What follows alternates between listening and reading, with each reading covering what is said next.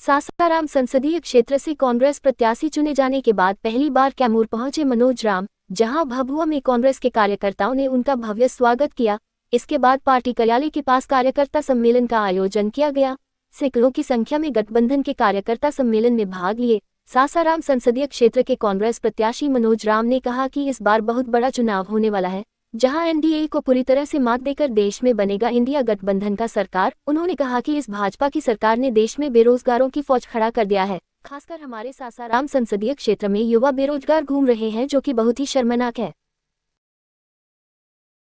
बार की जो लड़ाई है, इस बार की लड़ाई जो कांग्रेस की बीजेपी से लड़ाई नहीं है, आरजेडी की बीजेपी से लड़ाई नहीं है। इस बार की जो लड़ाई है, मैं आपको बताना चाहता हूं, जो बेरोजगार एक बड़ा हमारे नौजवान भाई जो कि बेरोजगार को सफ़र कर रहे हैं इस भारत देश में, खासतौर पर हमारे सासाराम पार्लियामेंट में, उनकी लड़ाई सीधा आदरणीय माननीय प्रधानमंत्री जी से है, जिन्होंने 10 साल में एक बड़ा बेरोजगार का फौज तैयार कर दिया।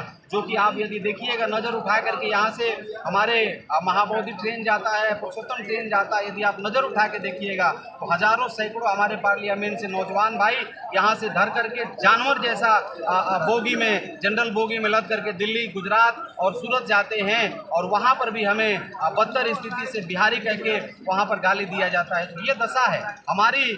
सबसे बड़ी आपको मैं बताना चाहता हूँ कि हमारा जो इस बार का जो बहुत बड़ा मुद्दा होगा वो किसानों का मुद्दा होगा। हमारा जो ये क्षेत्र है, रोहतास जो क्षेत्र है, वो धान का कटोरा कहा जाता है। बहुत ही अच्छे तादाद में हम लोग गेहूं का उपज करते हैं, लेकिन औने पौने दाम में हमारे किसान भाइयों का जो ये राशन है उसको लिया जाता है। मैं वादा करता हूं, हमारा मैनिफेस्टो में, हमारा जो कांग्रेस पार्टी का मैनिफेस्टो, उसमें कहा गया कि यदि हमारी सरकार बनती है केंद्र में तो किसानों का जो सोच है उसको हम लोग पूरा करेंगे। साथ में मैं आपको बताना चाहता हूं, हमारा मैनिफेस्टो में आपने देखा होगा कांग्रेस पार्टी ने कहा है कि हर महिलाओं को 1 लाख 1 साल में दिया जाएगा, हर महीना 8,000 दिया जाएगा। इन सारे चीजों को लेकर के हम चल रहे हैं।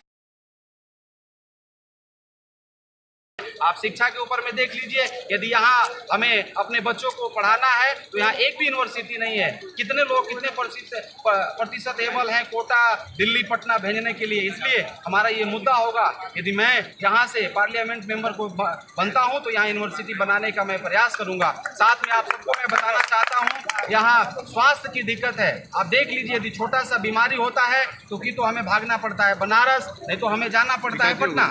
कितने लोगों के पास में, इवन मैं बता रहा हूँ जिस समाज से मैं हूँ, मैं आपको बताना चाहता हूँ, हजारों लाखों लोग प्रत्येक दिन हम लोग देखते हैं पैसा के अभाव में, दवा के अभाव में वो दम तोड़ देते हैं घर में। उनको मालूम होता है कि हमारे पास में ये रोग है, लेकिन पैसा नहीं होने के अभाव में वो घर में ही दम तोड़ देते हैं। तो ये सब मुद्दा होगा जिसको लेकर के ये मेरा मुद्दा नहीं, जनता का मुद्दा है। और जनता ये जो है सवाल पूछ रही है अपने प्रधानमंत्री, जो माननीय प्रधानमंत्री अभी वर्तमान है, उनसे सवाल, उनसे लड़ाई है। और ये मैं पूरे दावे के साथ कहना चाहता हूँ कि सासाराम पार्लियामेंट ऐतिहासिक धरती है, बाबूजी का धरती है, शेर शाह सूरी का ये धरती है। मैं आपको बताना चाहता हूं कि यहां से इस बार इंडिया गठबंधन जीतेगा।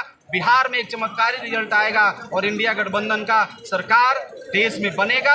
यहां से हम जीतेंगे और इतिहास है, जो यहां से जिसकी जीत होती है उसी का सरकार केंद्र में बनता है। आप सभी